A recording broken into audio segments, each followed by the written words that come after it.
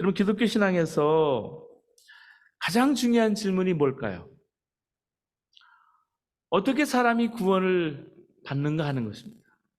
이 질문에 대해서 갈라디아서는 분명히 대답을 제공합니다. 사람은 믿음으로 구원을 얻는다는 것입니다. 사람이 지식으로 구원을 얻는 것도 아니고요. 율법을 행함으로 구원받는 것도 아니고요. 오직 십자가에 달리신 예수 그리스도를 믿음으로 구원을 받는다는 말씀입니다. 자, 갈라디아서는 믿음으로 얻는 구원에 대해서 더욱 자세하게, 더욱 논쟁적으로 이야기를 전개해 나갑니다. 여러분 교재를 참조해 주시고요. 갈라디아서의 우리 구절을 보시겠습니다. 갈라디아서의 기본 형식은요, 처음 시작할 때 누가 썼는지, 누구에게 썼는지를 밝히는 것입니다. 이런 구조대로 1장 1절 보시면 바울은 자신이 이 편지를 쓴 것을 밝히고 있어요. 2절에는 이 편지가 갈라디아 지방의 여러 교회들에게 보낸 편지라는 것을 밝히고 있습니다. 2절 보시면 함께 있는 모든 형제와 더불어 갈라디아 여러 교회들에게 이렇게 쓰고 있어요.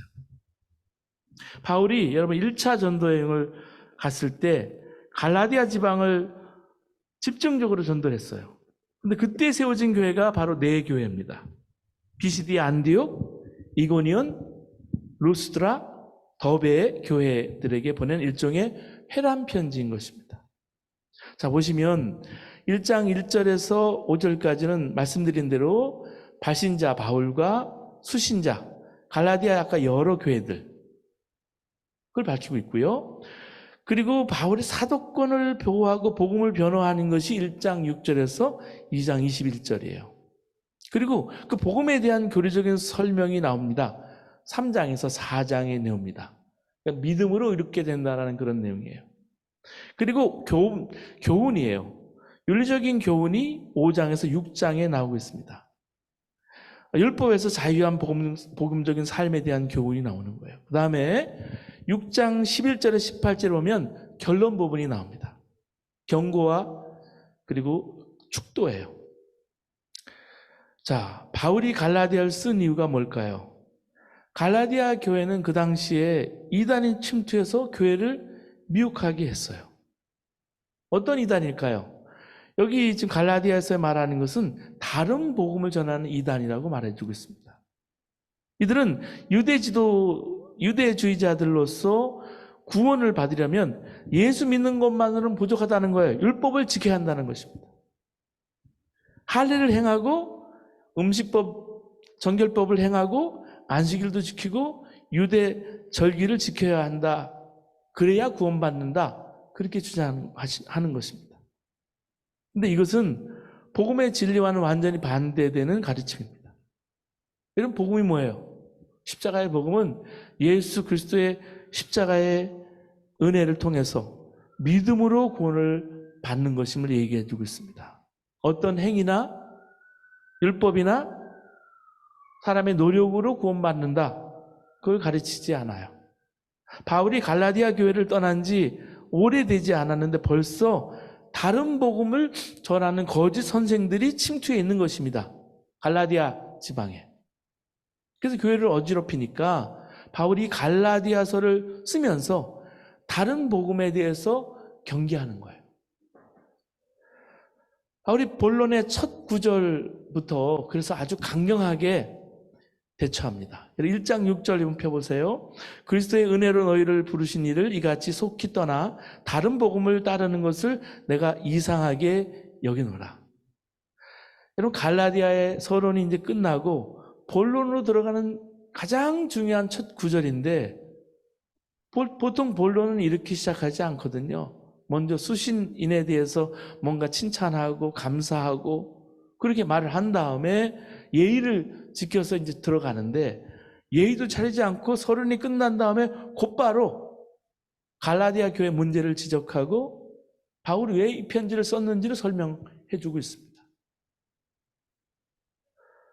그들의 문제는 참 복음을 버리고 너무나 순식간에 다른 복음을 따른다는 것입니다. 너희들 정말 이상하다. 어떻게 참 복음에서 가짜 복음으로 빨리 이렇게 갈아탈 수 있느냐 하는 것입니다. 여러분, 예수를 믿는 사람이 두 부류가 있어요. 하나는 은혜 생활하는 사람이고요. 하나는 율법 생활하는 사람입니다. 은혜 생활하는 사람은 십자가의 복음을 붙잡고 신앙생활하는 사람이고요. 다른 복음을 쫓아가는 사람은 율법 생활하는 사람이에요. 사도 바울이 갈라디아 교인들에게 안타까워서 하신 말씀은 지금 이 시대에도 한국 교인들 대부분을 향해서 말씀하시는 것입니다. 여러분, 율법 생활하는 사람들은 어떻게 믿느냐 하면요, 내가 신앙생활을 열심히 하고 하나님 말씀을 잘 지키면 하나님이 나를 사랑하시고, 내가 하나님 말씀대로 살지 못하고 열심히 신앙생활을 하지 않으면 하나님이 나를 싫어하실 거다.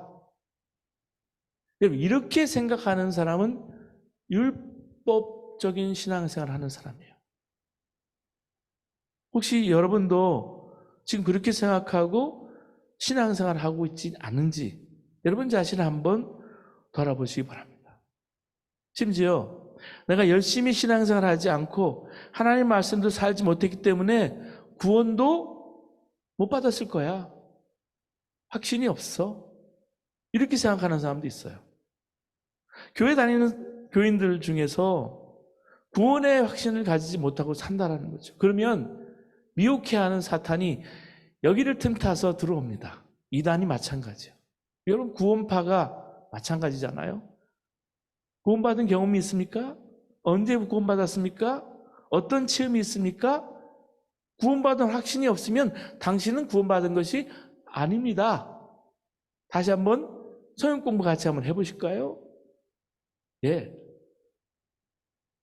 이게 다른 복음이죠. 여러분, 그걸 절대 그렇지 않아요.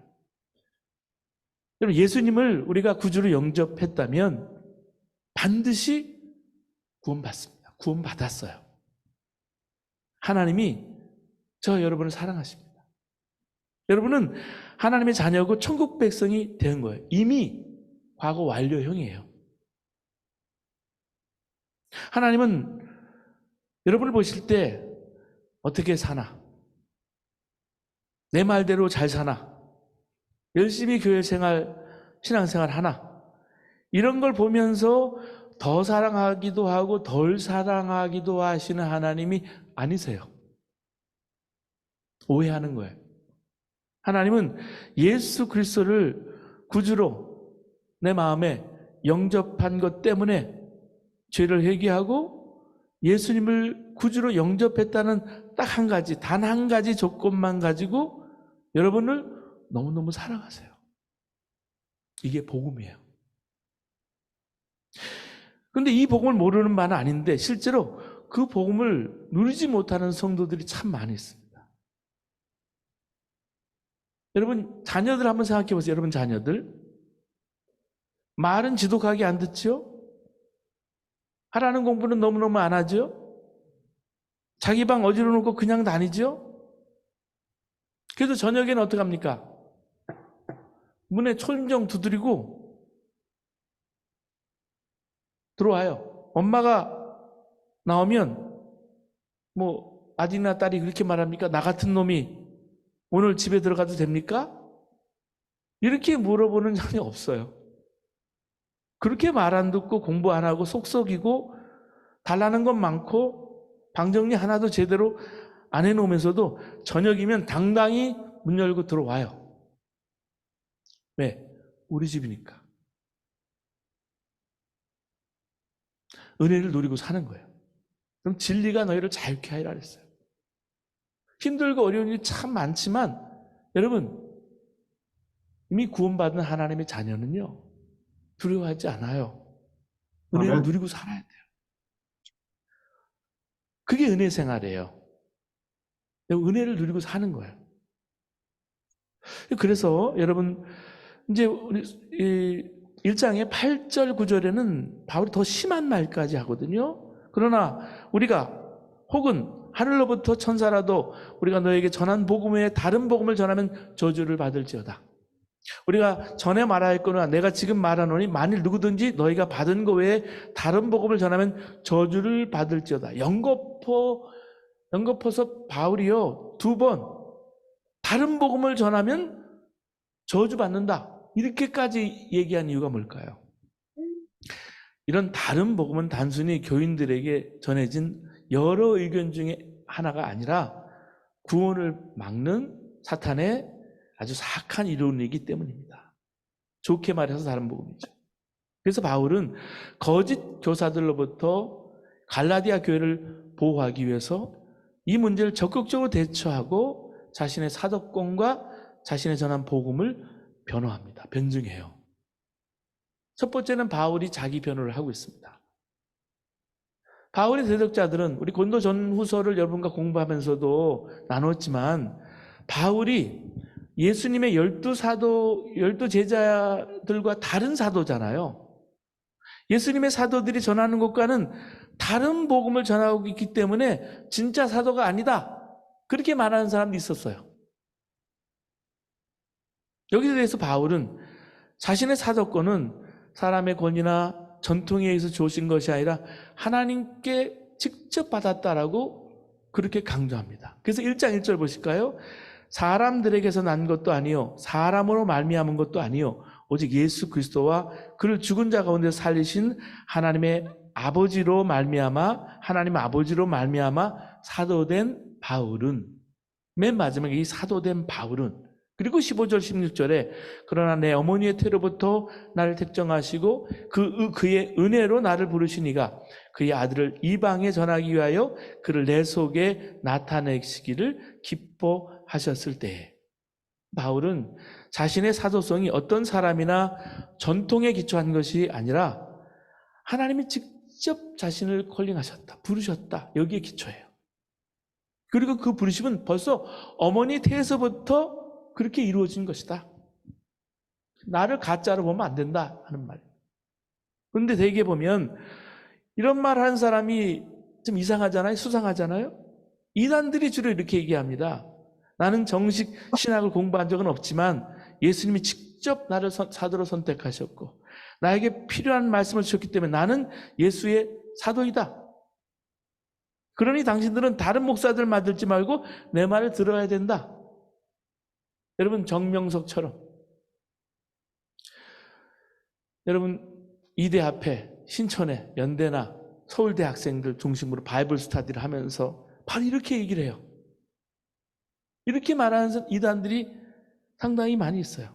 그러면 여러분 이런 주장을 피는 사람 믿을 수 있을까요? 대부분 안 믿을 거예요. 왜? 신빙성이 없기 때문에. 바울의 주장을 듣는 사람도 똑같을 것이라는 것이죠. 그래서 바울은 자기가 이단이 아니고 진정한 사도라는 것을 뒷받침해 주기 위해서 증거를 제시해야 됐습니다. 그게 바로 자신의 변화된 삶으로 증거하는 것입니다. 여러분, 그 삶의 열매를 보면 알아요. 아무리 여러분 이단으로 권위를 가지고 교회를 키운 사람이든 어떤 사람이든 여러분 그 삶의 열매를 보면 알지 않겠습니까? 삶이 설득력이 있어야 전도도 되고 선교도 되는 거예요. 하나님께 영광을 돌리는 것이죠. 여러분 1장 13절 14절 말씀 보면 내가 이전에 유대교에 있을 때 행한 일을 너희가 들었거니와 하나님의 교회를 심히 박해하여 멸하고 내가 내 동족 중 여러 영갑자보다 유대교를 지나치게 믿어 내 조상의 전통에 대해서 더욱 열심히 있었으나. 바울은 교회를 박해하던 사람에서 그리스도를 증거하는 사람으로 변화가 되었습니다. 이게 바울의 사도적 진실성입니다. 사도행전 8장 3절에 보면 바울이 예루살렘에 있을 때 집집마다 돌아다니면서 기독교인들이 누군지 색출해서 남녀노소를 불문하고 모두 기독교인들을 잡아서 감옥에 넣었다, 그렇게 되어 있어요. 심지어 사도행전 26장 10절을 보면 산헤드린 회의석상에서 기독교인을 죽이자는 안이 올라왔을 때 찬송표를 던졌던 내용도 나와요. 그만큼 자기 방식대로 구약에서 하나님을 사랑하는 그 패션, God fear라고 그러죠. 하나님 두려워하는 그 열심을 냈던 사람 중에 하나였어요. 근데 이제는 예수 그리스도를 믿어서 변화를 받아서 예수 그리스도의 복음을 전파하는 주동자가 되었습니다. 이걸 어떻게 설명할까? 이거는 사람의 명령이나 유대 전통으로는 불가능한 것입니다. 예수 그리스도께서 그를 직접 사도로 선택했기 때문에 변화가 가능했다는 말입니다. 그리고 두 번째, 사도성과 더불어서 그리스도의 복음을 변화하고 있습니다. 바울은 예루살렘 사도들에게서 복음을 배운 게 아니라 예수 그리스도에게서 직접 복음을 전해받았다고 강조합니다. 1장 여러분 11절 12절 말씀 함께 보실까요? 여러분 계신 자리에서 함께 읽어주시면 고맙겠습니다. 형제들아 내가 너에게 알게 하노니 내가 전한 복음은 사람의 뜻을 따라 된 것이 아니니라. 이는 내가 사람에게서 받은 것도 아니요 배운 것도 아니요 오직 예수 그리스도의 계시로 말미암은 것이라. 바울이 주님을 만나고 회심했을 때 곧바로 예루살렘 지도자들에게 인정을 받거나 그들의 가르침을 구하기 위해서 예루살렘으로 가지 않았다고 얘기해요. 그래서 1장 16절 20절까지 말씀 보시면 하나님께서 그의 아들을 이방에 전하기 위해서 그를 내 속에서 나타내실 기뻐하셨을 때 내가 곧 혈육과 의논하지 않고 나보다 먼저 된 사도된 자들을 만나라고 예루살렘에 올라가지 않고 아라비아로 갔다 그랬습니다. 여러분 여기서 11절 12절 말씀 보면 오직 예수 그리스도의 계시로 말미암아 이렇게 표현을 해요. 이 표현 속에서 사도 바울이 이제는 정말 예수 그리스도의 사람, 예수님만 자랑하는 사람이 됐다는 걸 알 수 있습니다. 사도 바울이 자기가 받은 복음이 어떤 유명한 사람에서 들은 것이나 배운 것이 아니라 그저 나는 예수 그리스도께로부터 받은 거다. 그리고 거기에다가 오직이라고 했어요. 그렇게 썼어요. 이것은 이제 사도 바울의 서신을 읽어보면 여러분 사도 바울의 중심 사상이에요. 이게 사도 바울은 오직 예수 그리스도밖에 모르는 사람이에요. 사도 바울이 다메섹에서 예수님을 만나지 않았습니까? 16절 17절에도 보면 예수님 만나고 난 다음에 사도 바울이 자기 부모나 일가 친척을 찾아가서 의논하지도 않았고요. 예수님의 제자인 사도들을 만나러 가서 자기가 체험한 예수님에 대해 서로 나누고 의논하지도 않았고요. 오직 예수님과 더 오랜 시간을 가지고 싶어서 어디 갔습니까? 아라비아로 갔습니다. 그 사막으로. 아라비아 사막으로 가버렸어요. 사도 바울의 관심은 이제 사람이 있지 않다는 거예요. 오직 예수님과 시간을 더 갖기 위해서 혼자만의 시간을 가지려고 아라비아로 가서 그리고 거기서 다시 다메섹으로 돌아가 버렸어요. 그러다가 3년이 지난 다음에서야 예수님의 제자인 베드로와 좀 만나서 의논을 해야 되겠다. 내가 예수님을 직접 만났는데 예수님의 수제자 베드로하고는 그 사도하고는 의논을 해야 되지 않을까. 그래서 예루살렘으로 올라가요. 그런데 예루살렘에 올라가서 만날 사람이 얼마나 많았을까요? 그런데 예루살렘 교회 많은 사람이 있었는데 예루살렘 교회 그 당시에 담임 목사 격인 야고보 사도, 베드로 사도 두 사람밖에 만나지 않고 돌아버립니다. 사도 바울은 더 이상 누구를 만나고 이런 것에 흥미나 관심이 더 없어졌다는 사실입니다. 바로 그 말이에요. 여기서 바울이 강조하는 것은요, 이방인을 위한 복음은 예수께로부터 직접 받은 것이라는 사실입니다. 그럼 바울이 예수님의 사도들에게서 복음을 배운 적이 없단 말일까요? 저거 3년 동안은 아니라고 말하는 거예요. 방문하긴 했는데 그 일이 자기가 회심한 지 3년이 지난 때였고요. 그때도 예수님의 수제자인 베드로를 만나지 못하고 야고보만 만났다. 그렇게 증언하고 있어요.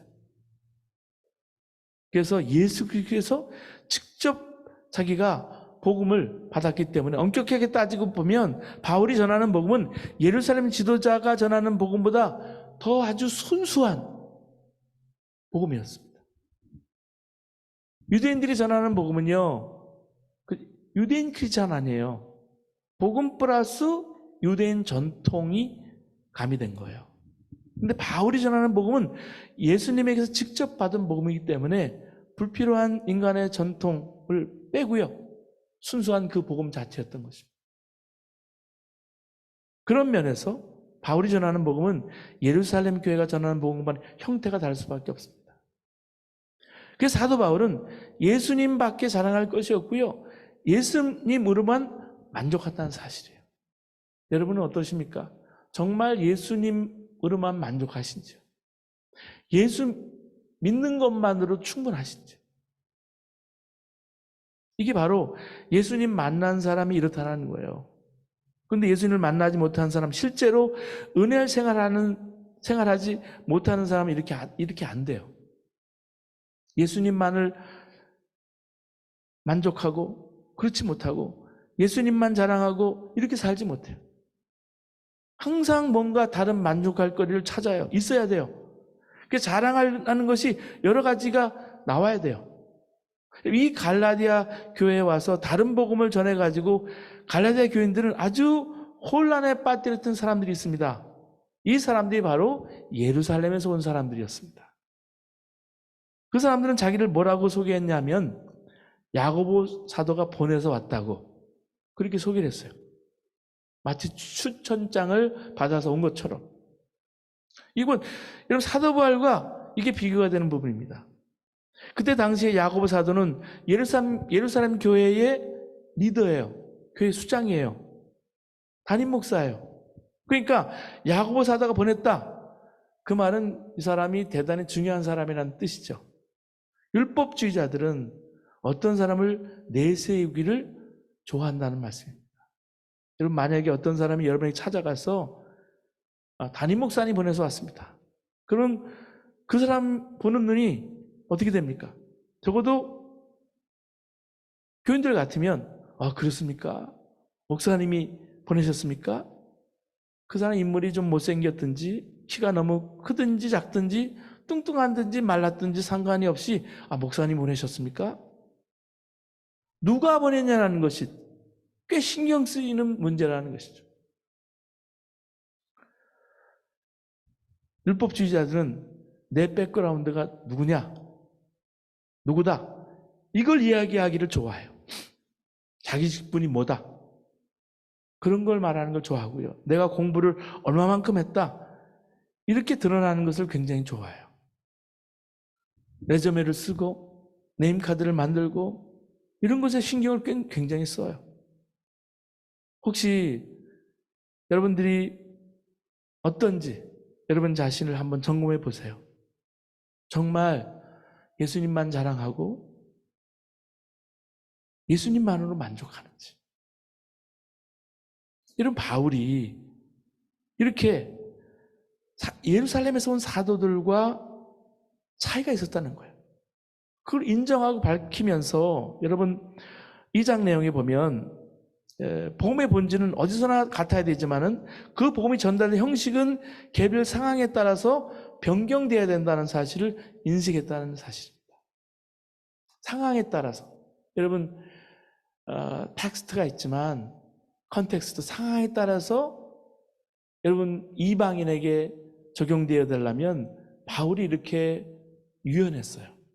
여러분 2장 7절 9절 말씀 보실까요? 도리어 그들은 예루살렘 지도자들이죠. 내가 무엘라자에게 복음을 전함을 맡은 것이 베드로가 할례자에게 맡음과 같은 것을 보았고 베드로에게 역사하사 그를 할례자의 사도로 삼으시니가 또한 내게 역사하사 나를 이방인의 사도로 삼으셨느니라. 또 기둥같이 여기는 야고보와 게바와 요한도 내게 주신 은혜를 알므로 나와 바나바에게 친교의 악수를 하였으니 우리는 이방인에게로 그들은 할례자에게로 가게 하려 함이라 그랬습니다.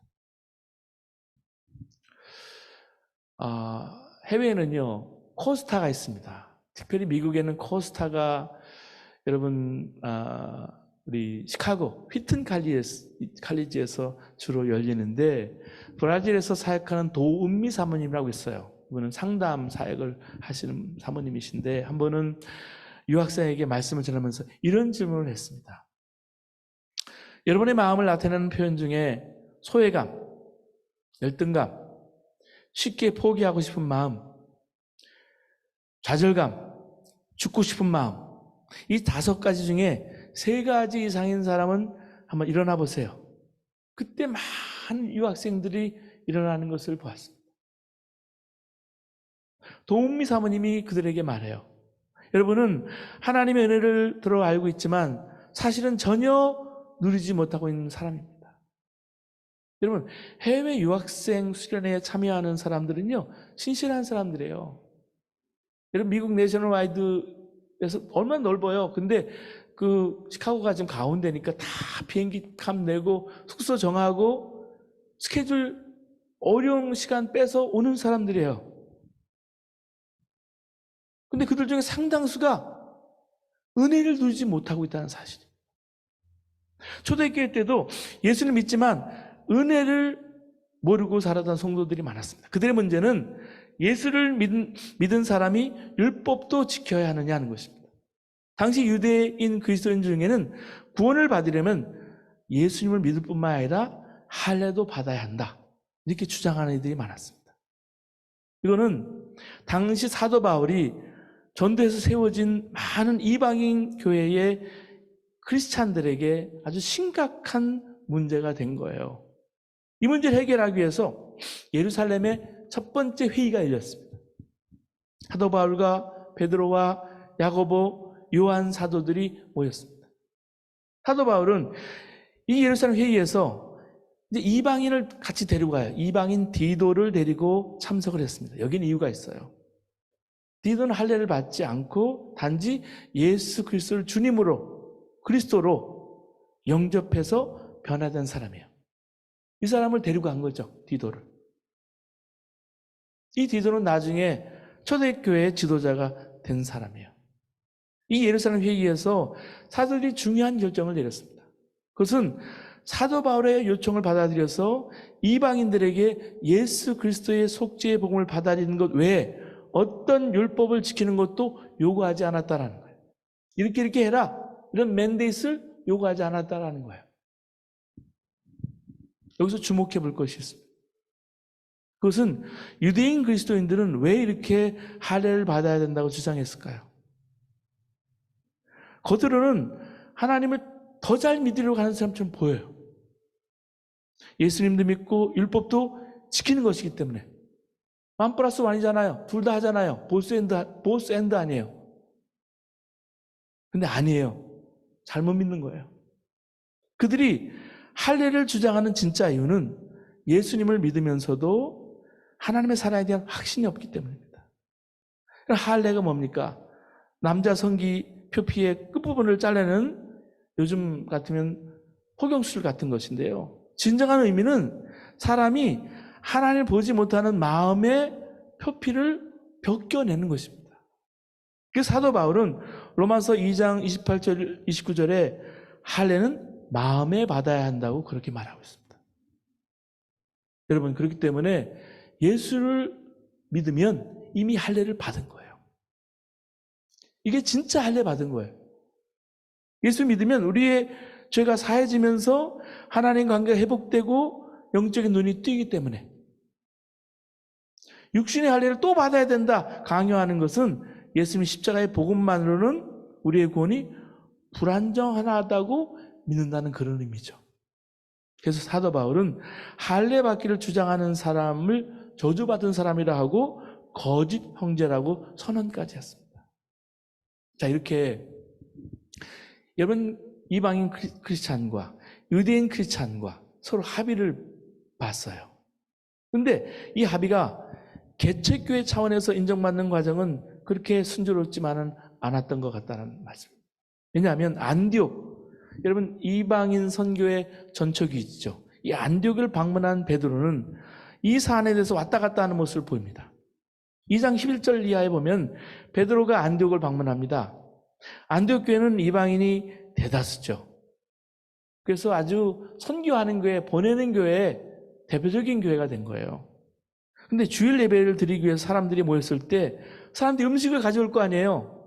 예배 드리고 나서 식탁에 교제를 하는데, 근데 그 음식은 유대인들이 먹는 정결한 음식, 정결법을 지켜서 만든 음식이 아니에요. 코쇼 음식이 아니에요. 여러분, 세이프웨이를 가거나 어디 마트를 가보세요. 그러면 코셔라고 히브리어로 써 있어요. 코셔. 포도주도 그렇고요. 코셔라고 써 있습니다. 근데 그런 음식이 아니잖아요. 돼지고기나 오징어 같은 부정한 음식도 포함된 이방 사람들이 먹는 음식이에요. 베드로가 안디옥에서 함께 그곳 교인들과 식사를 했을 때 바로 이런 부정한 음식을 먹었다는 거죠. 자, 음식법의 이 정결 예식을 지키는 유대인은 베드로가 왜 이렇게 했을까? 사도행전 10장에 보면은요, 베드로가 체험을 했습니다. 여러분, 감리교회도 이 체험을 참 중요하게 생각하거든요. 이제 네 기둥이라고 얘기하는데, 예? 성서, 신앙, 이성, 그 다음에 체험 또는 경험이라고 얘기하는 거예요. 그래서 체험만 중요한 게 아니잖아요. 하나님 우리에게 이성도 주시고 성경 말씀도 주시고 어떤 교회 전통도 주셨어요. 이게 밸런스가 맞아야 되는 건데, 이 전통적으로 살던 바울에게 하나님 체험을 주신 거예요. 근데 베드로 또한 이 강력한 체험을 어디서 하냐면 이방인 사역을 하기 위해서 베드로에게 이 체험을 하게 하시는데, 기도할 때 환상을 본 거예요. 하늘에서 이제 보자기가 딱 내려오는데 그 안을 들여다보니까 온갖 부정한 짐승들이 다 모였네요. 이때 하늘의 소리가 들립니다. 그것을 잡아먹어라. 베드로가 처음에 거절해요. 왜냐하면 자기는 유대인이고 부정한 음식을 먹으면 안 되기 때문에. 이때 다시 소리가 들립니다.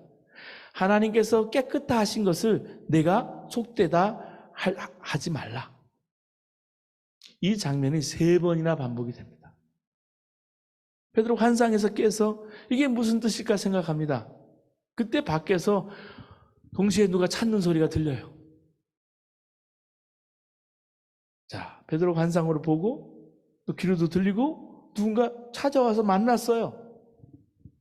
이방인 백부장 고넬료가 보낸 사람입니다. 성령님께서 베드로에게 그들을 따라가라고 지시하세요. 그리고 순종합니다. 자, 이방인 백부장 고넬료의 집에 가서 복음을 전했어요. 근데 여기서 놀라운 광경을 목경하게 됩니다. 성령이 그들에게 임하는 거예요. 성령이 내리는 거예요. 이방인에게 성령이 내린 건 처음 본 거예요. 그래서 베드로는 이미 하나님께서 이들을 받아주셨는데 내가 뭔데? 하나님이 하시는 일을 내가 막을까? 그래서 고넬료와 그 집에 있는 모든 가족들에게 세례를 줬어요. 아이들에게 세례를 줬어요. 유아 세례의 시작이 여기서 시작되는 거예요. 그래서 거기에서 며칠 더 머물렀어요. 여기서 우리가 생각할 것은 베드로가 고넬료의 집에, 이방인 집에 머물렀다면 식사를 어떻게 했을까? 따로 했을까? 아니죠. 당연히 같이 했죠. 한 번이 아니라 며칠 동안 식사를 같이 했을 거예요. 이런 경험 때문에 베드로가 안디옥에서도 어려움 없이 이방인들과 같이 식탁에 교제를 했다는 거예요. 이게 여러분 지금은 성찬식을 하지만 그때는 애찬식이 중요한 거예요. 애찬이 예배 일부였으니까. 자, 안디옥에 문제가 생겼습니다. 그런데 식사 중에 예루살렘에서 야고보가 보낸 사람들이 도착했다는 소리를 들은 거예요.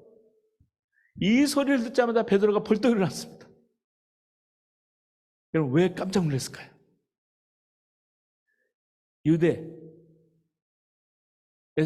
유대인으로서 예수를 믿은 전통주의자인 베드로가 이방인과 함께 여러분 부정한 음식을 먹는 것을 들키게 되면 비판을 받을까 봐 두려워서 벌떡 일어난 거예요. 베드로가 이렇게 일어나니까 함께 앉아서 같이 밥 먹던 유대인들 다 일어나지 않았겠습니까?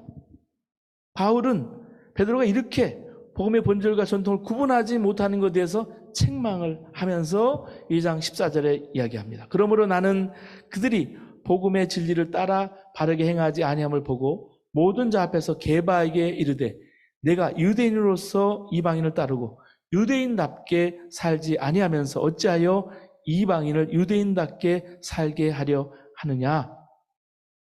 여기서 베드로가 이방인을 따르고 유대인답게 살지 않는다 표현이 나와요. 무슨 말입니까? 베드로가 일반 유대인들과 다르다는 말이에요. 일반 유대인들은 하나님이 자기들만 선택해서 선민으로 선택했다고 믿는데, 베드로는 그리스도를 믿는 모든 사람은 하나님이 선택한 사람인 거예요. 주님이 그들을 구원하시는 거예요. 그런 믿음이 있는 사람이 어떻게 예수 믿기 전에 사람처럼 벌떡 일어나서 난 이 사람들과 다른 것처럼 깜짝 놀라서 그렇게 행동하느냐? 그런 식으로 일어나는 것은 이방인들에게 음식법을 지키라고 얘기하는 것과 똑같지 않느냐? 그런 말씀이에요. 그래서 바울은 2장 16절에 복음의 진리를 선언합니다. 사람이 의롭게 되는 것은 율법의 행위로 말미암음이 아니요 오직 예수 그리스도를 믿음으로 말미암는 줄 알므로 우리도 그리스도 예수를 믿나니 이는 우리가 율법의 행위로서가 아니고 그리스도를 믿음으로써 의롭다함을 얻으려 함이라. 율법의 행위로서는 의롭다함을 얻을 육체가 없느니라. 유대인이나 이방인이나 복음의 본질은 차이가 없다. 사람이 의롭게 된다는 것은, 구원받는다는 것은 오직 예수 그리스도를 믿음으로 구원받는 것이지 음식법을 지키는 것, 유대 전통을 지키는 것, 그것으로 구원받는 게 아니라는 말씀. 바울은 자신에게 익숙한 전통과 그리스도의 복음, 십자가의 복음을 구분할 줄 알았습니다. 왜냐하면 양쪽을 다 경험했기 때문에. 그래서 1장 13절 14절에도 말했습니다. 내가 이전에 유대에 있을 때 자기가 경험했던 이야기를 얘기하고요, 하나님 교회를 박해했던 이야기도 얘기하고요, 내 조상의 전통에 대해서 열심을 다했던 사람이라는 걸 얘기하고 있습니다. 바울은 그전에는 유대 전통을 아주 절대적으로 믿었습니다. 그 길만이 하나님께 이르는 길이라고 확신했어요. 그런데 나중에 예수님 만나고 나니까 깨달아졌어요. 자기가 착각했다는 거예요.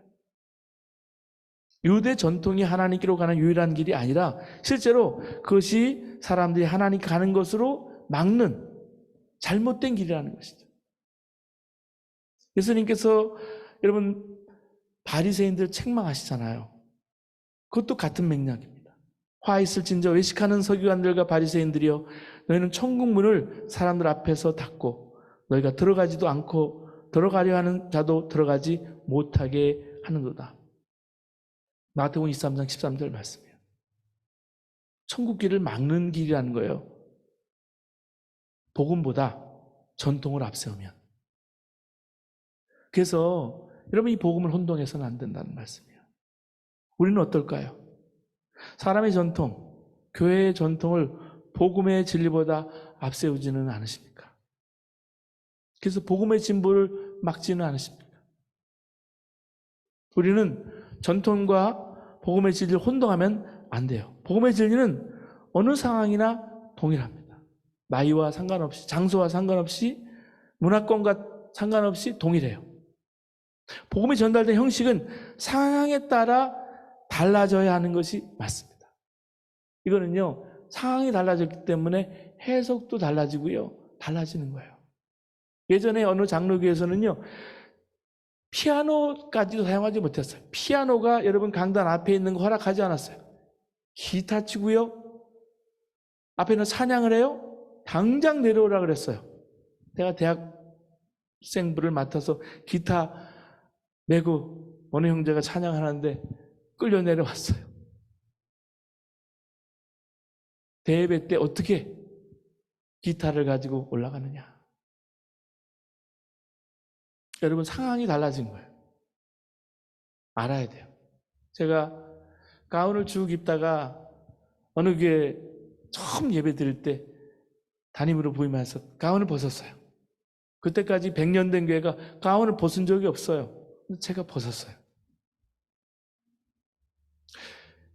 가운이 어떤 권위나 또 목회자의 상징으로 여겨지는 것이 있지만 중요한 권위도 있겠죠. 근데 하나님 때에 따라서 여러분 상황이 달라짐에 따라 달라질 수 있는 거예요. 그렇기 때문에 이게 상황이 바뀌었는데 복음을 전하는 형식을 마치 복음의 진리인 양 그 그릇을 붙잡고 있다면 그리스도께 죄를 짓는다는 말씀이에요. 새술은 새 부대에 담아야 되는 것이죠. 우리가 어떤 일을 하든지 내가 지금 복음의 본질을 붙잡고 있는지 아니면 인간의 전통을 붙잡고 있는지 잘 생각해 봐야 합니다. 선교사는 어디까지가 복음의 본질을 가는 것이고 어디부터가 그것과 상관없이 문화적인 요소를 구분해서 최대한 토속 문화에 맞는 형태의 복음을 전하는 고민을 해야 합니다. 여러분 한국에 들어가면 토착하라 그러죠. 그 땅에 맞는 복음이 필요한 거예요. 그렇잖아요. 파푸아 뉴기니의 어느 부족은요. 문화가 다른 거, 언어가 다른 거예요. 예수님이 내 마음에 오신다. 내 마음이 여기라고 생각하지 않아요. 목구멍이 내 마음이에요. 예수님이 내 목구멍에 들어와 계신다. 이래야 믿어지는 거예요. 다른 사람을 용서한다라는 말이 없어요. 그 사람의 어깨에 손을 얹을 때 용서가 되는 거예요. 그러니까 말이나 언어나 여러분 문화나 이런 그때 맞게 달라져야 하는 거예요. 자기가 편하다고 자기 전통을 강요해서는 안 된다는 거죠. 마찬가지예요. 우리가 이런 복음을 전할 때 타민족에게 다른 나라에 가서 우리의 복음을 전하고 한국 사람 선교사가 강의하면 되지 않아요. 그 자치적으로 그 나라, 그 민족, 그 부족에게 맞는 여러분 그 복음이 그들에 의해서 여러분 해석이 달라지고 할 때 더 의미가 있고요. 그게 참 복음이에요. 이런 부모 세대가 자녀 세대에게 신앙교육을 시킬 때도 어디까지가 복음의 본질에 가는 것이고 어디부터가 사람의 전통인지 구분해서 최대한 자녀 세대에게 필요한 형태의 복음을 전할 필요가 있습니다. 여러분 이제 디아스포라 다문화 다민족으로 살아가는 그런 시대에 왔어요. 해외에 사는 사람들은 우리 자녀들이 여러분 결혼할 때 주로 물론 아시안들과 많이 결혼하고 아시안 교회나 코리안 센터도 된 아시안 교회들 다문화 다민족 교회를 섬길 때가 될 때가 참 많이 있어요. 그럴 때는요 정말 그들에게 필요한 복음이 전해져야 돼요. 여러분 많은 한인 교회들이 지금 나이가 너무 많이 들었어요. 다음 세대의 복음이 전해지지 않고 신앙 유산이 여러분 어떤 통로로든 전해지지 않으면요 무슨 소용이 있겠어요. 그래서 복음의 진리는 변경돼서는 안 되지만 형식은 그때에 맞게 변경되는 겸손하고 온유한 자세가 필요하다는 말씀입니다. 자, 세 번째 갈라디아서는 율법에서 복음으로 율법과 복음을 각각 다른 이미지를 들어서 설명을 하고 있습니다. 그러니까 그리스도인의 율법의 수준에서 복음의 수준으로 성장할 것을 요구합니다. 그래서 율법을 설명하기 위한 여러 가지 이미지가 있는데 그 이미지들을 한번 여러분과 함께 보기를 원합니다. 첫 번째 간수 이미지예요. 자, 3장 23절 말씀 보실까요? 믿음이 오기 전에 우리는 율법 아래에 메인바되고 계시될 믿음의 때까지 갇혔느냐. 여기 보면 복음의 이전의 사람은 율법 아래 매이고 갇혔다라고 말합니다. 이거는 율법의 부정적인 역할을 얘기합니다. 율법은 우리에게 죄가 뭔지 알려주고요. 죄인으로 정죄하고 그 다음에 우리를 꼼짝 못하게 하는 역할을 합니다. 그 3장 19절에 그런 즉 율법은 무엇이냐? 범법합을 인하여 더한 것이라. 이게 원래 하나님의 계획은 아니었습니다. 하나님의 계획은 뭐예요? 하나님의 약속이에요. 언약이었어요. 처벌이 아니고 은혜였습니다. 율법이 아니었어요. 근데 사람들이 너무 많이 범죄를 저지르니까 그것이 죄인 줄 모르기 때문에 하나님은 죄를 깨닫게 하고 더 나아가서 그 죄를 억제하는 수단을 율법을 주셨다는 말씀이에요. 우리가 하나님을 사랑의 하나님이라고 믿지 못하는 데는 하나님이 왜 율법을 주셨는지 정확하게 이해하지 못하는 면이 있습니다. 제가 이제 교회 학교에서 아이들을 많이 오랫동안 가르쳤고 또 교회 학교 전도사를 오래 했어요. 교회 학교 전문으로 한국에서 많이 사역을 했는데 아이를 가르칠 때 이런 질문을 어린이들이 해요. 가끔 어린이들이 놀라운 질문을 하거든요. 선생님, 하나님께서 왜 선악과를 만들어서 아담과 하와가 죄를 짓게 했어요? 유년주일학교 다니는 그 아이에게 그걸 설명해 주기란 상당히 어렵습니다. 그런데 이런 비슷한 질문이 어른인 우리에게도 있어요. 여러분 중에 우리가 원죄가 있다고 한다면 그것은 하나님 때문이 아닌가요? 하나님이 선악과를 만들지 않았으면 그걸 따먹을 일도 없었을 텐데 왜 하나님이 선악과를 만드셨을까? 왜 하나님은 지킬 수 없는 율법을 주셨을까요? 그렇게 생각을 하는 분들이 있어요. 이것은 율법에 대한 우리 질문이기도 합니다. 지키기 어려운 것을 왜 주셨을까? 율법을 주신 하나님 무서운 하나님이고 예수님을 보내주신 하나님은 사랑의 하나님이다. 구약은 무서운 하나님, 신약은 산약의 하나님 이렇게 오해할 수가 있어요. 근데 바로 알아야 합니다. 율법을 주신 하나님이 예수님을 보내신 바로 그 하나님이에요. 우리 하나님이에요. 여러분 율법에는 하나님 마음이 담겨 있습니다. 하나님 사랑이 거기 있어요. 오늘은 하나님 왜 우리에게 율법을 주셨는지 그 답을 틴트 성경학과 하면서 여러분 분명히 알았으면 좋겠어요. 여러분 갈라디아 3장을 이렇게 보시지만은 하나님 율법을 주셨기 때문에 우리가 죄를 짓게 된 것이 아니고요. 우리가 죄를 짓고도 그것이 죄인 줄 모르기 때문에 율법을 주신 거라는 얘기예요. 그 죄를 깨닫게 하시려고 율법을 주신 것입니다.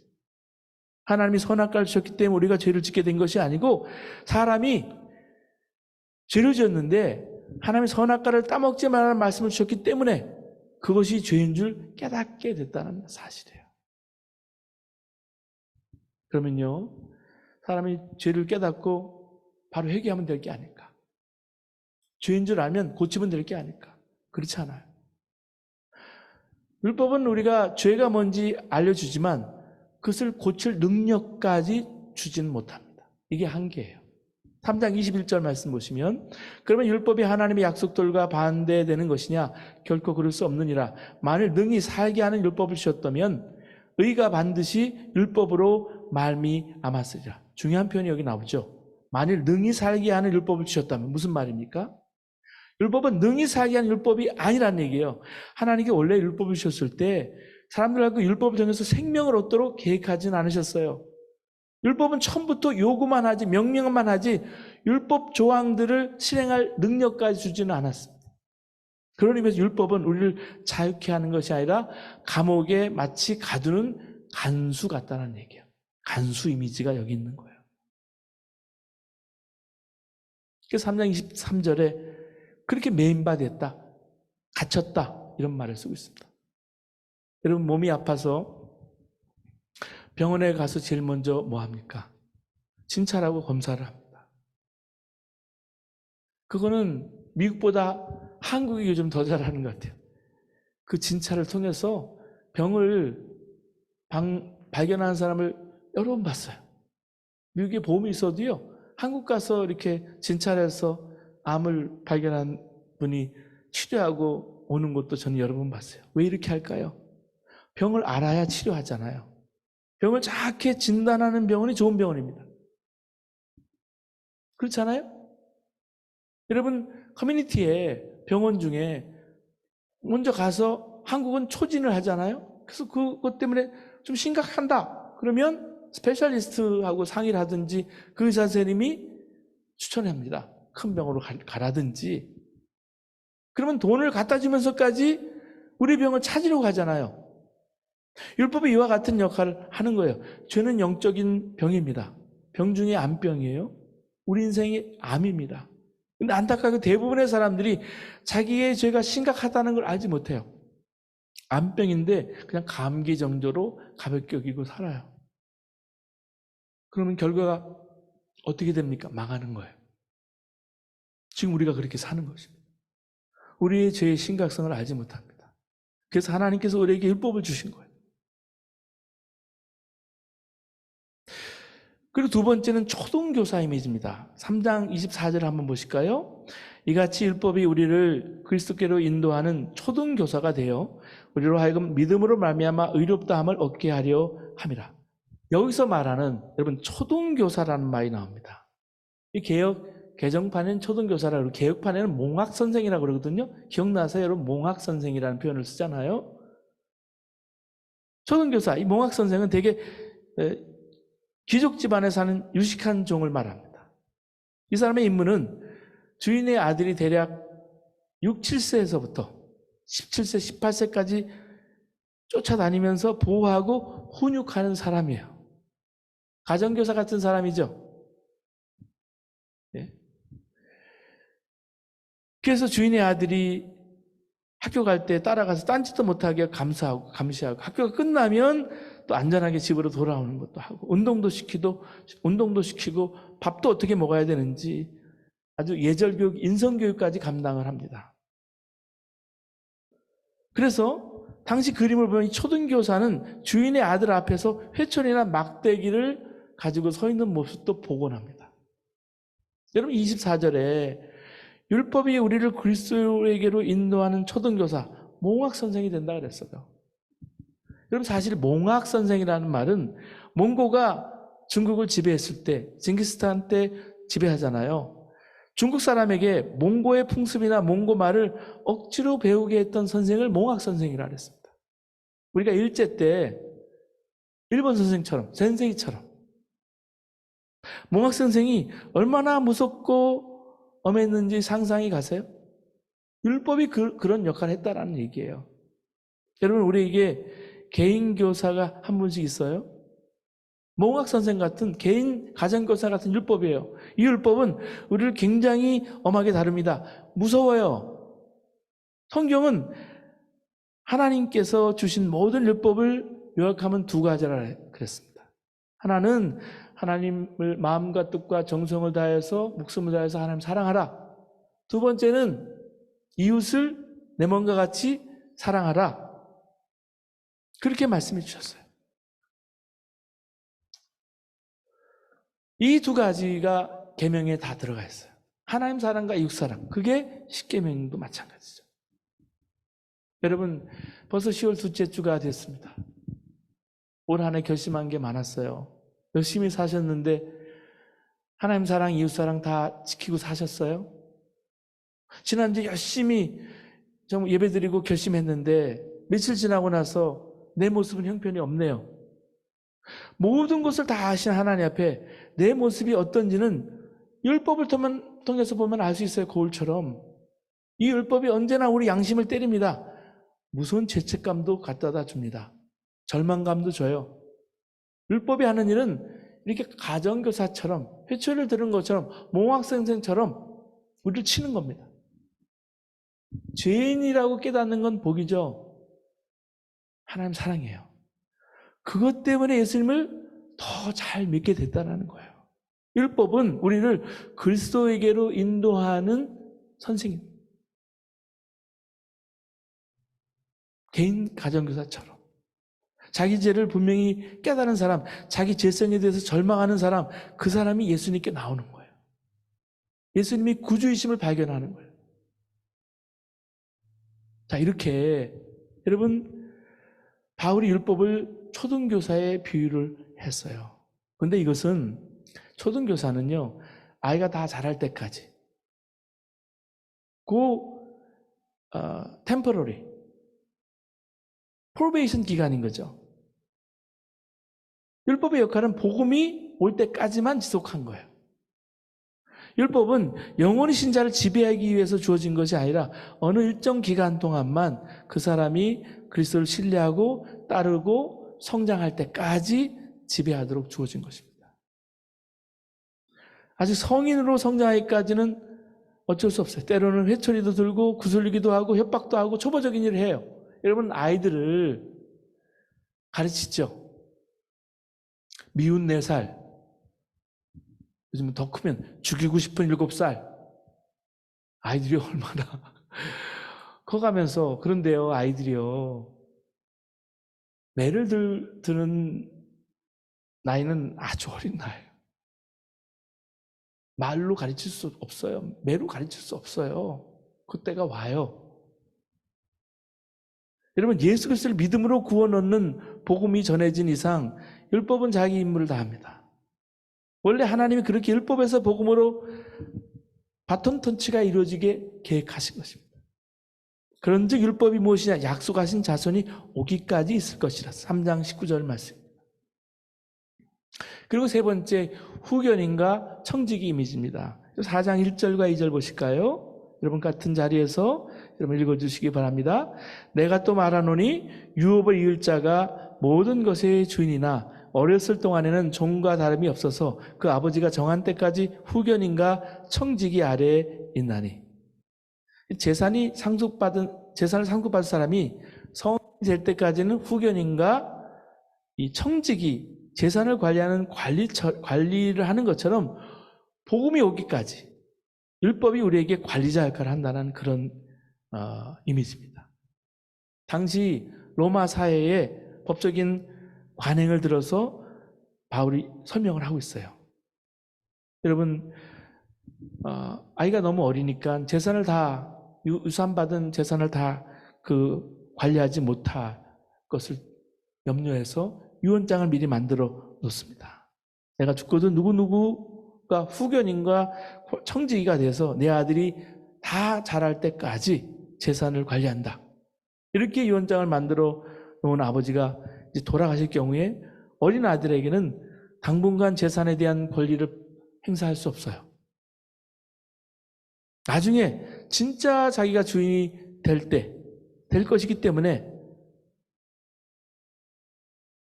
그때까지는 관리인이, 청지기가 그 일을 하는 거예요. 여러분, 종이 자기 위에 있는 권위 밑에서 아무런 자유를 누리지 못한 것과 마찬가지로 바로 다 자라지 못한 미성년의 아들은 후견인과 청지기 밑에서 재산 권리 행사를 하지 못한다는 말씀입니다.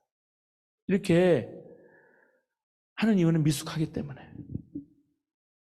이 아이의 일을 버릴 수 있어야 성인이 됩니다. 로마인들은요, 자녀가 아이의 상태, 성인의 상태로 옮겨가는 때를 14세에서 17세로 보았습니다. 그때부터 온 가족이 모여서 이때가 되면 성인 예식을 치러주는데요. 옷이 바뀌는 거예요. 옷단이 자주색으로 들려있는 아이 옷에서 아무 장식도 없는 어른의 옷으로 입습니다. 그 옷을 입고 나면 이 아이는 친구들과 친척들 손에 이끌려서 광장으로 나갑니다. 그래서 거기서 성인 행사를 해요. 이게 세레모니예요. 남자아이는 자기가 가지고 놀던 공을 아폴로 신에게 바치고 여자는 인형을 바칩니다. 이제 어린아이 걸 버리고 성인으로 살겠다, 그런 의미예요. 마찬가지로 우리가 영적으로 성인이 될 때는 어린아이의 것을 버려야 합니다. 어린아이 것이 뭡니까? 율법의 생각이 어린아이입니다. 그러니까 율법적 생각을 버리고 복음적인 생각을 할 때 성인이 된다는 말씀이에요. 4장 3절 4절 말씀 보면 이와 같이 우리도 어렸을 때 이 세상의 초등학문 아래에 있어서 종노릇 하였더니 때가 참에 하나님이 그 아들을 보내사 여자에게 나게 하시고. 세상의 역사에는 유년기가 있고 성년기가 있습니다. 구약시대가 유년기라면 그때는 율법이 잠깐이나마 주인 행사를 하면서 하나님의 자녀에게서 자유를 빼앗습니다. 율법은 이 당시에 초보적인 학문이었습니다. 율법이 명령하는 것은 간단한 거예요. 하라, 하지 말라. 십계명도 그렇다는 얘기죠. 그런데 역사의 성령기, 예수님이 오시고 나서 우리는 초등학문 수준의 율법적 사고에서 벗어나서 고등학문 수준의 복음적 사고방식을 따르게 됩니다. 이게 뭘까요? 하라, 하지 말라 수준이 아니라 사랑의 원칙 안에서 자율적으로 생각하고 행동하는 것이죠. 율법적인 사고는 예를 들면 사람을 용서해 줄 때 2번, 3번이요. 넌 3, 4번이면 스트라가웃이야. 그렇게 가르칠 수 있어요. 그런데 복음적 사고는요, 사랑의 원칙이 필요하면 70번씩 7번이라도 77이 49, 490번이 아니라 완전수죠. 언제까지나 용서만 하고 사랑하라는 얘기예요. 또 어떤 사람이 돈이 없어 자기 겉옷을 맡기고 전당 맡기고 돈을 빌려갔다면 그 사람이 비록 돈을 갚지 못해도 해가 지기 전에 그것을 돌려줘야 한다는 얘기예요. 왜냐하면 그 사람의 전부이기 때문에 겉옷은 이부자리이자 가진 전부예요. 그렇잖아요. 다윗의 자손 예수여, 자기 겉옷을 벗어놓고 주님께 외치듯이 겉옷을 벗어서 여러분 낙이 탄 예수님께 왕으로 오신 예수님을 이렇게 모시듯이 겉옷은 전부였습니다. 그래서 이렇게 하라 하지 말라 수준이 아니고 정말 겉옷을 원하는 사람은 속옷까지 줘라, 사랑하라, 그런 원칙입니다. 이렇게 율법 수준과 예수님 수준은 차이가 있습니다. 율법은 문자 그대로 시키는 대로만 하면 되지만 복음의 정신은, 십자가 정신은 성령님의 이끄심 따라서 선을 행하는 것입니다. 그래서 율법과 복음의 관계는 어린아이와 어른이 되는 관계입니다.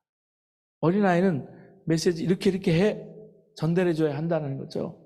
하지 말라, 하라, 이렇게. 저녁 때는 10시 전에 들어와야 돼. 잠자기 전에 이빨을 닦아야 돼. 논란의 여지가 없죠. 그렇게 해야 돼요. 근데 어른이 되면 어떻게 메시지 전달합니까? 당신 10시 전에는 꼭 들어와야 돼. 안 들어오면 심각한 일이 벌어질 거야. 이런 식으로 되게 인사전달 하진 않죠. 몸 생각하시고 일찍 좀 들어오세요. 그래야 그 뜻을 알아듣죠. 왜? 어른이기 때문에. 여러분 말씀드리지만 많은 성도들이 구약의 하나님을 두려운 하나님, 인색한 하나님, 다 가져가는 하나님으로 믿고 있습니다. 왜? 율법적인 신앙 요소를 가지고 있기 때문에. 여러분 1865년에 미국은 노예 해방을 놓고서 남북전쟁이 일어납니다. 교회도 그때 나눠서서 남감리교, 북감리교가 노예 문제 때문에 갈라진 거예요. 여러분 링컨 대통령이 암살이 나중에 됐지 않았습니까? 헌법이 개정이 되어 노예 해방을 위해서 엄청난 희생의 대가를 치렀습니다. 그러나 어처구니 없게 미국의 남부의 흑인들은요 여전히 노예 생활을 그때까지 하고 있었어요. 남북전쟁을 쓴 쉘비 풋은 1864년 알라바마주의 한 흑인에게 링컨에 대해서 아느냐 물었습니다. 그 흑인이 대답했어요. 링컨이 우리를 해방시켰다는 말을 들었을 뿐 그가 누구인지 모릅니다. 그리고 해방시켰다는 게 뭔지 모릅니다. 여러분 복음이 있어요. 십자가 복음이 있어요. 복음을 알면 뭐예요? 하나님께서 나를 위해서 독생자를 보내셨고 십자가에서 피 흘려주시고 누구든지 저를 믿으면 죄와 저주에서 구원받고 천국 백성이 되고 하나님 내 아버지가 되시고 그를 위해서 아낄 것이 없으시다는 것을 들었으면 뭐래요? 달라진 것이 하나도 없다면. 여러분 노예 해방 소식을 듣고도 노예 해방 자유를 느끼지 못한 흑인들이 있었듯이 여러분 우리에게도 믿음의 전환이 필요합니다. 예수를 잘 믿는다는 기준은요 난 하나님의 아들이다, 난 하나님의 딸이다 확실히 믿는 거예요. 이 믿음이 바뀌는 거예요. 우리가요 믿음의 변화가 오지 않으면 여러분 삶의 변화가 없습니다. 새로운 삶을 살 수가 없어요. 하나님이 우리에게 주신 가장 큰 복은요 이 믿음의 변화예요. 여러분 미국을 방문하시고 미국에 살아봤지만은 샌프란시스코 우리가 살아봤지만 샌프란시스코 동쪽에 작은 섬 하나가 있습니다. 골든게이트 브릿지를 사우스에서 보든지 노스바운드에서 보든지 안개 낀 곳에 여러분 알카트레츠라는 섬이 하나 있지 않습니까? 이 섬은요 중범죄자들 수감하는 교도소로 이용이 되었었습니다. 이 섬에서 육지를 보면 여러분 그 샌프란시스코 그 해안까지요 육안으로 보면요 그리 멀지 않아요. 그래서 많은 죄수들이 감시하는 교도관들의 눈을 피해서 교도소를 탈출하기 위해서 바다에 뛰어들었답니다. 그런데 단 한 명의 죄수도 그 섬을 탈출하지 못했습니다. 왜냐하면 그 섬을 구비도는 급류로 인해서 헤엄을 쳐서 육지까지 갈 수 없는 거예요. 그리고 바닷물이 차요. 근데 해변에 이런 편말이 새겨져 있었대요. 당신이 이 섬에서 나갈 수 있는 것은 도망가는 것이 아니라 당신 자신이 변화되는 것입니다. 우리에게 환경과 여건의 변화보다 먼저 있어야 할 것은 우리 자신의 변화예요. 영적 변화예요. 여러분, 환경이 우리를 힘들게 하잖아요. 네, 어렵게 하잖아요. 근데 하나님이요, 우리 함께 하세요. 그 변화가 나를 새로운 삶으로 이끄시는 거예요. 자, 이렇게 율법은 세 가지로 이렇게 이끄는 간수의 이미지, 우리를 꼼짝 못하게 만드는, 절망하게 만드는 간수 이미지. 그래서 예수님 바라보게 하고요. 둘째는 초등 교사 이미지. 율법은 영적으로 미숙한 상태에 있는 자들에게 수준에 맞는 그런 행동을 제어하게 했습니다. 셋째는 후견인과 청지기의 이미지. 주인의 아들은 성인으로 자랄 때까지 아들의 권리, 재산권이 유보됩니다. 이 세 가지 모두 율법을 그리스도의 복음을 준비하는 예비 단계로 혹은 복음으로 대치되어야 할 초보 단계로 설명을 합니다. 그러면 이런 율법의 수준을 넘어서 지향해야 될 복음의 신앙은 어떤 모습일까? 갈라디아서는 복음에 속한 사람을 네 가지 중요한 이미지로 또한 설명하고 있습니다. 첫 번째는 십자가에 못 박힌 사람이에요. 우리 갈라디아서 2장 20절 다 아는 말씀이니까 여러분 2장 20절도 함께 같이 읽겠습니다. 시작. 내가 그리스도와 함께 십자가에 못 박혔나니 그런즉 이제는 내가 사는 것 아니요 오직 내 안에 그리스도께서 사신 것이라. 이렇게 기록되어 있어요. 5장 24절에 보면 동일한 십자가 이미지를 사용합니다. 그리스도 예수의 사람들이 육체와 함께 그 정과 욕심을 탐심을 십자가에 못 박았느니라. 십자가에 못 박혔다. 이 표현은요, 기독교인으로서 어떤 사람이 되어야 하는지를 가르치고 있습니다. 왜 십자가에 못 박히셨을까? 우리 노력으로, 우리 선행으로 하나님 앞에 나갈 수 없어요. 의롭게 될 수 없어요. 그래서 예수 그리스도께서 십자가에 못 박히신 거, 달리신 거예요. 십자가에 달리실 때 그 십자가 안에 내 정과 욕심, 십자가에 내 자아가 죽은 거예요. 나는 죽었습니다. 이제 내 안에 주님이 사시는 것입니다. 세례 받을 때도 마찬가지예요. 내가 물에 잠길 때 나 누구는 예수 그리스도 안에서 죽었습니다. 십자가에서 내 정과 욕심을 십자가에 못 박았습니다. 그리고 물 위로 나올 때 내가 부활 생명하신 주님과 함께 내가 삽니다. 그렇게 고백하는 거예요.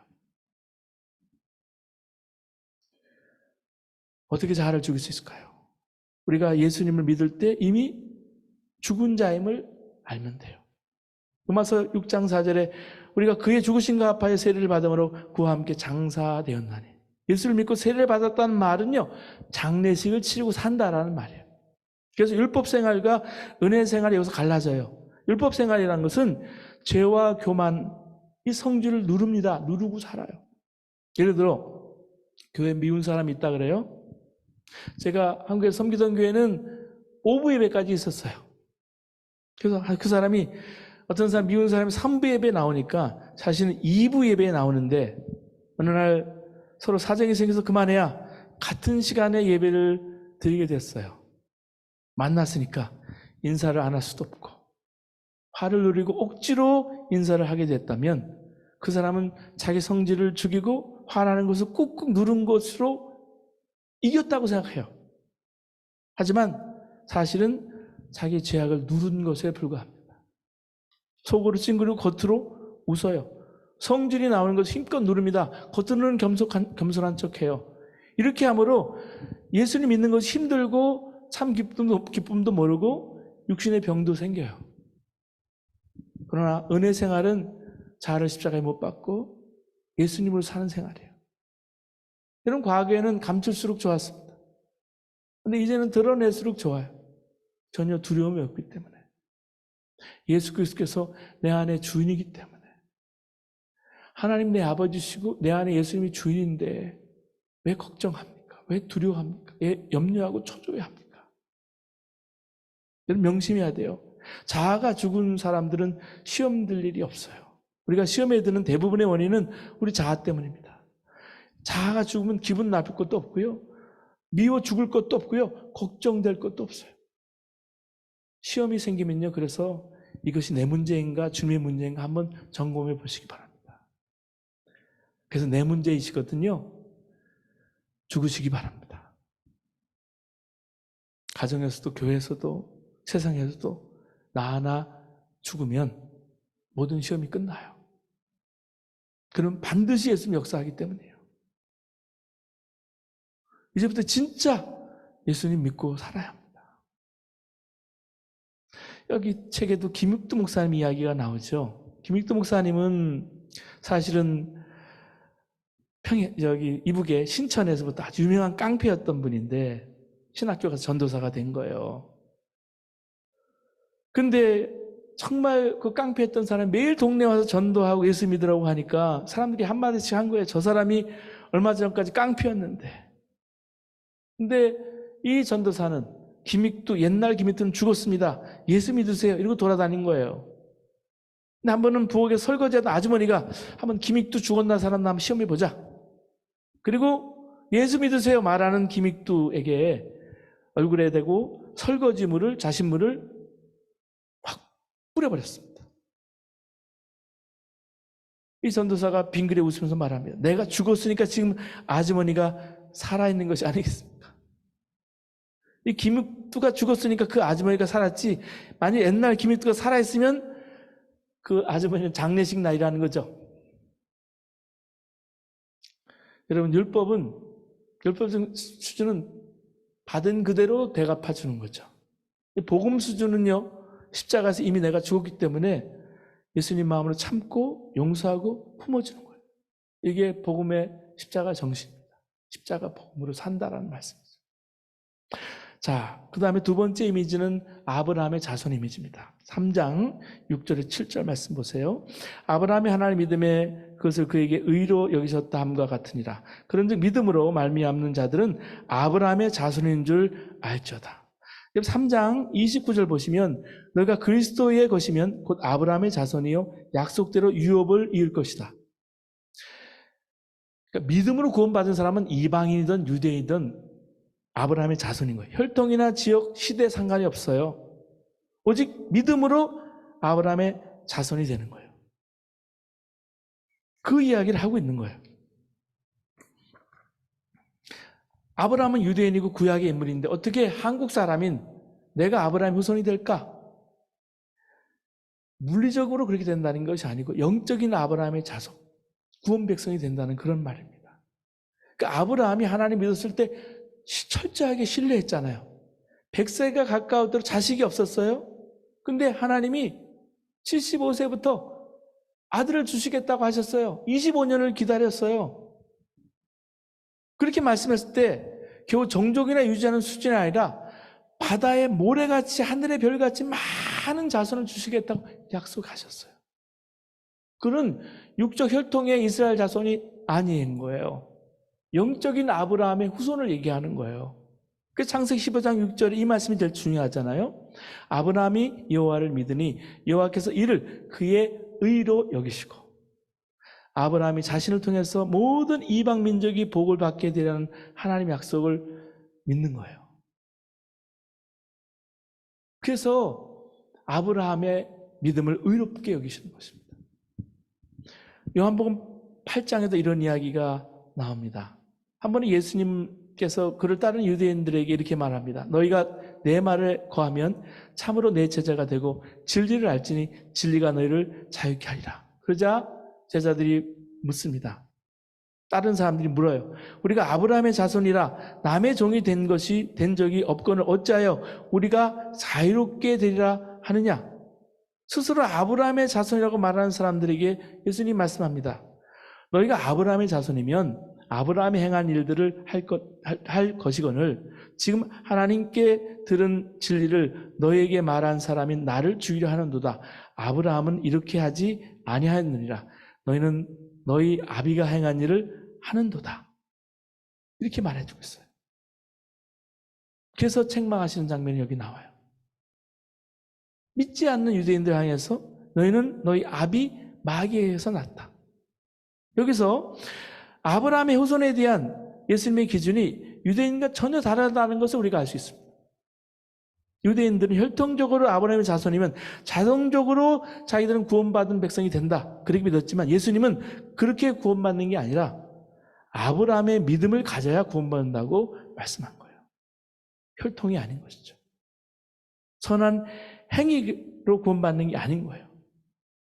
그래서 여러분, 아브라함의 자손은 믿음으로 구원받는다는 것을 말씀해 주고 있습니다. 그리고 세 번째, 그리스도로 옷 입은 사람의 이미지입니다. 3장 27절 말씀 보시겠습니다. 누구든지 그리스도와 합하기 위하여 세례를 받은 자는 그리스도로 옷 입었느니라. 자, 내면적으로 예수 그리스도를 믿음으로 율법의 지배에서 벗어나서 약속의 자녀가 되었다면 우리는 외형적으로 세례를 통해서 그리스도의 몸에 같은 멤버가 되는 거예요. 세례를 받고 나서는 우리가 한 가족이 되는 것이죠. 그래서 멤버가 되는 거예요. 한 몸이 되는 거예요. 이거를 그리스도로 옷 입는 과정이라고 설명을 합니다. 천으로 된 옷이 아니라 신분의 변화를 말합니다. 겉옷만 바꿔 입는 게 아니라 완전히 새 사람으로 변화하는 것을 말합니다. 자, 이렇게 옷이 바뀌면서 신분이 바뀐 인생의 라이프 사이클을, 롤러코스터를 탔던 사람이 인물 있죠? 누굴까요? 네, 요셉이죠. 요셉의 처음 입었던 옷 이미지가 뭐예요? 색동옷입니다. 아버지 야곱이 요셉에게만 입혀줬어요. 내가 너를 사랑한다, 그런 의미고, 너는 내 후계자다, 그런 옷의 이미지가 그 채색 옷에 담겨 있었어요. 색동옷에 담겨 있었어요. 그러다가 요셉이 형들에게 잡혀서 노예로 팔려가잖아요. 이때는 입는 옷이 뭘까요? 노예 옷이죠. 그 다음에 보디발의 집에서 열심히 가정총무로 열심히 일을 하게 됐는데, 이때는 노예가 입는 옷과는 다른 총무의 옷을 입죠. 그 다음에 감옥에 들어갑니다. 이때 입은 옷은 뭐예요? 죄수복입니다. 그 다음에 왕의 꿈을 감옥에서 해석해 주잖아요. 그래서 이집트의 총리 대신까지 오르게 됩니다. 이때 옷은요, 최고급 총리 대신이 입는 옷입니다. 이렇게 자신의 처지가 변할 때마다 그때마다 합당한 옷을 바꿔 입었죠. 여러분, 성경이 여러분 옷에 대해 전달하는 메시지가 이겁니다. 옷의 변화는 신분의 변화예요. 3장 27절에도 옷이 바뀐 사람이 바로 그리스도와 합한 사람이라고 얘기해 주고 있습니다. 그렇기 때문에 더 이상 옛 옷, 율법에 매이지 않고 지배를 받지 않고 그리스도의 은혜 안으로 들어온 사람, 율법의 종에서 사망에서 생명으로, 율법의 종에서 하나님의 자녀로 신분이 바뀌었기 때문에 그리스도로 옷 입은 사람, 이렇게 바꿔주는 것입니다. 바꿔 입는 거예요. 자, 네 번째 이미지가 이제 예수 안에 하나 된 사람의 이미지입니다. 3장 28절 보실까요? 너희는 유대인이나 헬라인이나 종이나 자유인이나 남자나 여자나 다 그리스도 예수 안에서 하나이다. 하나가 된다는 게 뭘 뜻일까? 정체성을 버리는 걸까요? 아니에요. 정체성은 그대로 유지하지만 이제는 그걸 넘어서 다른 조건으로 자기를 본다는 얘기예요.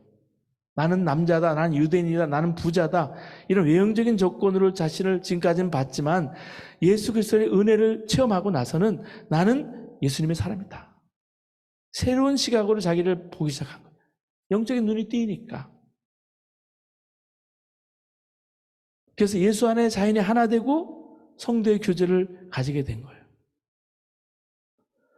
정말 내가 율법 아래 있지 않고 정말 예수의 십자가의 복음으로 인해서 예수님 안에 하나가 돼서 교제를 나누고 있는지 우리가 그 교제를 보면 알고 있습니다.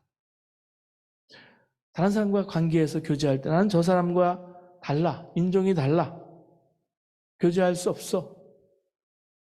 저 멕시칸 사람하고는 내가 달라, 저 흑인하고는 내가 달라, 이래서는 교제가 안 되죠.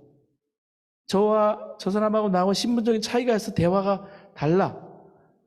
저 사람은 상식이 한참 떨어지는 사람이야. 이렇게 말을 할 때 아직은 율법에 속해서 옛 옷을 입고 있는 거죠. 옛 시대 사람인 거죠. 복음에 속한 사람은 그렇지 않습니다. 십자가에 못 박힌 사람이고 믿음으로 의롭게 된 아브라함의 자손이고 그리스도로 옷을 입은 신분의 변화가 있는 사람이고요. 예수 안에 하나 된 사람이고요.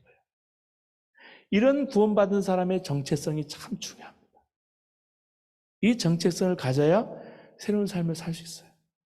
여러분, 중요한 것은 인생도 중요한 것은 방향과 정체성입니다. 그랬을 때 나갈 수 있어요. 내 안에 있는 성령의 능력으로 행하는 모습으로. 율법은 약점이 있습니다. 치명적으로. 율법주의 신앙생활하는 사람들은 열심은 참 대단해요. 믿음이 좋은 것처럼 보여요. 사람들의 눈만 의식하기 때문에 그런데 이 사람들은 평안이 없고 기쁨이 없습니다. 여러분, 열심히 있는 사람을 보면 이분이 성령의 사람인가 율법주의자인가 구분하기가 대단히 어렵습니다. 왜냐하면 율법을 지켜야 된다는 두려움이 열심으로 나타나는 경우가 많기 때문에 그래요. 여러분, 주일만 안 지키면 벌을 받을 것 같고 주일 안 지키고 어디 여행 가고 어디 여러분 골프 치러 가면 벼락 맞을 것 같죠? 그렇지 않아요. 벼락 내리지 않아요. 11조 안 하면 벌 받을 것 같고 이렇게 생각하는 사람은 열심히 지켜야 될 것을 다 지키지만 평안이 없어요. 기쁨이 없어요. 항상 율법을 지키며 살아야 되는 것이기 때문에 열심히 믿으면서도 평안이 없고 기쁨이 없어요. 그리고 사실상 하나님과 교제가 없기 때문에 하나님으로부터 오는 위로도 그 사람에게 없습니다. 그렇기 때문에 사람의 칭찬과 인정을 필요로 하는 거예요. 여러분 그렇잖아요. 그분을 인정해 주느냐 인정해 주지 않느냐에 따라서 큰 차이가 있어요. 그분이 교회의 어떤 리더다. 죄송해요. 어떤 위치나 자리를 가지고 있다. 그럼 교회가 어려워질 때가 참 많았어요. 그분을 인정해 줘야 되기 때문에. 그래서 언제나 그런 사람은 자기 자랑을 하기를 좋아합니다. 교회 직분을 자랑하고 자기가 예수님 몇 년 믿었는가 자랑하고 헌금 많이 한 거 자랑하고요. 한국에 있는 어느 교회는 제가 아는 어느 장로님은 유명한 분이에요. 대학 총장까지 지낸 분이에요. 근데 추수감사절에 전화를 해서 그의 추수감사절 헌금을 제일 많이 한 사람이 누구냐? 네, 그 사람보다 조금 더 많이 해요. 열심히 있어요. 왜냐하면 모르는 것 같아서 사람들이 다 안다라는 거죠. 그게 자랑이 되는 거예요. 교회 봉사 열심히 한 거 자랑하고 새벽기도 열심히 참석한 거 자랑하고 방언이나 은사 받은 거 자랑해요. 이 사람은요 마음이 공허한 사람이에요. 성령님의 인도를 받는 사람은 자랑할 게 없어요. 성령님만 인정해 주시면 되는 거예요. 사람이 굳이 알아주지 않아도 상관이 없어요. 제가 고등학교 때 문화부였는데 그때 선생님이 책을 소개해 줬는데 A.J. 크로닌의 책들이었어요. 그때 성체라는 책하고 천국의 열쇠라는 책을 소개받아서 그때 열심히 읽었는데 그때 그 A.J. 크로닌이 사실은 그 작가인데 본래 의사였습니다. 이분이 세계 제1차 대전 후에 젊은 의사로서 영국의 한 탄광촌으로 갑니다. 보건소에 부임을 해서 갔어요. 가보니까 시설도 그렇고 형편없어요. 근데 거기에 올리브라고 하는 그가 감동할 만큼 헌신적인 열정적인 간호사 한 사람을 거기서 만납니다. 근데 올리브의 페이가 봉급이 너무 적다고 느꼈습니다. 그래서 어느 날 올리브 간호사에게 말했습니다. 당신은 지금보다 훨씬 더 많은 월급을 받아야 합니다. 그것은 이곳 주민들 다 인정할 것이고 하나님도 그렇게 인정할 겁니다. 라고 힘주어 말했어요. 그때 올리브는 엄숙하고 진지하게 대답을 했어요. 크로닌 박사님, 하나님께서 제가 그만한 가치가 있다고 알아주신다면 저는 그것으로 만족합니다. 여러분, 이게 성령님을 모시고 사는 사람의 모습이에요. 저는 그런 사람을 만나면 숙연해지고요. 그리고 행복해요. 말은 하지 못해도. 그 사람에게서 예수님 보기 때문에 참 존경을 하게 돼요. 아무것도 자랑할 이유가 없어요, 사실은. 주님이 아세요. 주님만 아시면 돼요. 여러분, 성령님 모시고 사는 사람은, 성령님의 인도를 따라서 사는 사람은 굳이 사람들의 평판과 인정이 필요 없습니다. 성령님만 알아주시면 대만족이에요.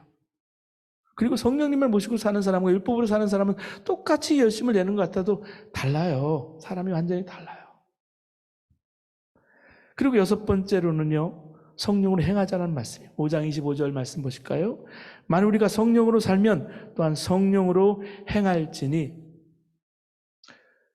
쉽게 말씀하면, 만일 우리가 성령을 통해서 생명을 얻는다면 이제부터는 당연히 성령의 인도를 따라 살아야 한다는 말씀이에요. 성령의 인도를 따르면 자연히 성령의 열매를 맺습니다. 대표적인 게 사랑이에요. 자, 성령의 역사하시면 사랑과 희락과 화평과 오래 참음과 자비와 양선과 충성과 온유와 절제의 사람이 된다 그랬어요. 근데 왜 첫 번째가 사랑일까요? 열매가 왜 사랑일까요? 따지고 보면 모든 게 다 사랑 속에 있습니다. 성령님께 여러분 한 걸음 한 걸음 순종해 가다 보면 사랑하게 돼요. 왜 그럴까요? 성령님과 교제하다 보면 하나님 끊임없이 용서와 사랑을 내가 받기 때문에 사랑하지 않고는 안 돼요. 이 문제 때문에 제가 신학교 때 많이 고민했어요. 하나님, 제가 사랑하는 사람이 될 수 있을까요? 꼴보기 싫은 사람, 미운 사람이 여전히 있는데 제가 목회할 수 있을까요? 그런데 내가 아니고요, 내 안에 성령님이 역사하시더라고요. 목회할 때 처음에는 성실히 열심히만 하면 되는 줄 알았어요. 그런데 열심히 성실히만 해서 되는 게 아니었습니다. 하나님의 부흥은 성실히 하는 것과 직접적인 관계가 없었다는 걸 나중에 알았어요. 너무너무 답답하니까 하나님께 나가서 기도했습니다. 그때 너는 성령님을 모른다. 너는 성령님께 순종하지 않는다. 성령님을 안다고 생각했는데요, 하나님 원하시는 건 성령님에 대한 지식으로 아는 게 아니고요, 성령님이 정말 내 안에 오셨고 그 성령님의 인도를 따라 해야 된다는 것을 내가 너무너무 모르는 거예요. 혼자만 열심히 하는 거죠. 성령님하고 상관없이. 그래서 안 된다는 것을 깨닫게 됐습니다. 그 다음부터는 교제하는 거예요. 교제를 배우기 시작했어요. 목회를 하지 않아요. 성령님께서 한 걸음 한 걸음 허락하실 때 순종할 것밖에 없어요. 여러분 보세요. 열심히 해도, 뭐 새벽기도 열심히 해도, 뭐든 열심히 해도 열심만으로 다 되는 게 아니잖아요. 성령님과 교제하고 성령님 원하시는 말씀을 내가 전하고 순종하고. 여러분 어디 목사만 그렇습니까? 여러분 가정 여러분이 세우세요. 여러분이 세우면 절대 가정이 서지 않아요. 성령님께 한 걸음 한 걸음 순종할 때 성령님께서 세우시는 거예요. 여러분 사업도 여러분이 하는 게 아니에요. 여러분이 하면 안 됩니다. 해보셔서 알지 않으십니까? 한 걸음씩 순종해 나갈 때 성령님께서 일으키시는 거예요. 이걸 정확하게 우리가 알아야 하는 것입니다. 여러분 성령님께 순종해서 사랑할 때, 여러분 하나님이요 내 마음 하나 바꾸는 게 쉽지 않은데 성령님이 내 안에 역사하실 때 그렇게 만드시는 거예요. 이 사랑이 어떻게 구체적으로 나타날까? 4가지 구체적인 예를 들어서 3가지만 뽑아서 이 책에서 설명을 하고 있습니다. 첫 번째는 우리 5장 26절 말씀처럼 성령을 행하는 사람은 허영과 투기가 없습니다. 투기하지 말라 그럽니다. 성령을 행하는 사람들이 금해할 것은 헛된 영광, 허영심입니다. 허영심이 뭐냐면 주제 파악하지 못하고 현재 자기에게 일어나는 것 이상으로 자기를 높게 평가하는 것입니다. 허영심은 2가지 일이 벌어지는데, 첫째는 남을 화나게 해서 싸움하게 만들고, 둘째는 질투하는 거예요. 사탄이요 이거를 엄청나게 잘 이용하잖아요. 그렇죠? 우리 주변에 보면 사람을 화나게 해서 싸움 거는 사람이 있어요. 항상 얘기하다가 무슨 대화를 하다가 그분의 말 한마디가 싸움을 일으킬 때가 있는 경우가 있어요. 스스로 우월성에 빠진 나머지 이를 과시해버리고 시비를 걸 때도 있어요.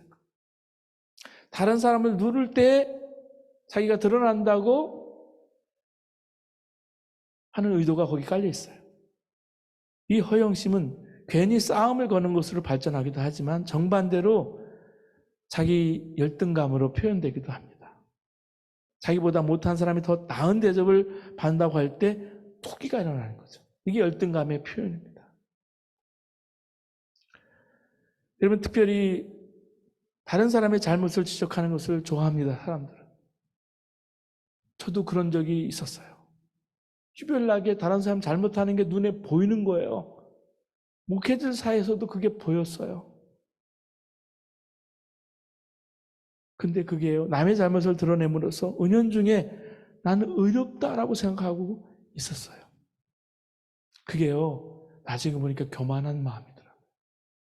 하나님 그것을 꺾으시기까지 저는 오래 걸렸어요. 이 허영심입니다. 경멸하고 남에게 눈을 흘리는 것도 마찬가지예요. 이게 약자의 태도예요. 정신적으로 강한 사람은 형제 자매의 잘못이 있다면 진심으로 아파하고 그를 바른 길로 인도하기 위해서 최선을 다합니다. 교회는요, 의로운 사람만 있는 게 아니잖아요. 마치 병원하고 똑같잖아요. 욕심 많은 사람도 있고 이기적인 사람도 있고 공격하는 사람도 있고, 중요한 것은 어떻게 조화를 이루고 치유를 받고 하는 거냐, 이게 중요하잖아요.